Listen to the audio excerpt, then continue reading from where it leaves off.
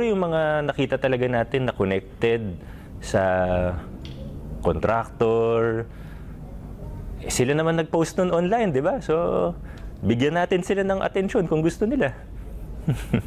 Pero as you mentioned, medyo accepted na nga na instead na i-question kung saan galing to. Yeah, Parang, tama ka doon. Talagang yun nga eh. I think that's one proof o malakas na ebidensya na yun na naging katanggap-tanggap siya. Parang hinahangaan pa natin.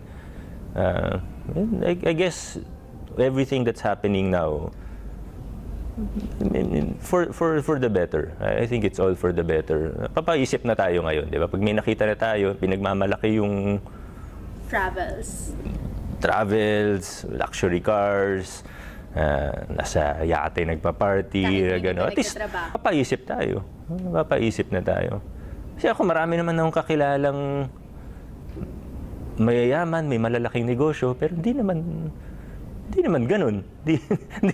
Kahit mga siguro pabilyonaryo na, hindi mo naman ma-afford yung ganun eh. Without mentioning specifics, yung mga ibang nakikita natin even on social media, parang imposible eh. Unless hindi pinaghirapan siguro. and branding it as aspirational. Oo, yun nga eh. Sabi nga, dati ang usong mga kwento from rags to riches. Ngayon daw, ang uso ng kwento from rubs to riches. Kaya medyo nakakalungkot. Pero kailangan nga, pansinin natin yung mga ganong kwento, yung mga ganong pagkakataon. Gawin natin siyang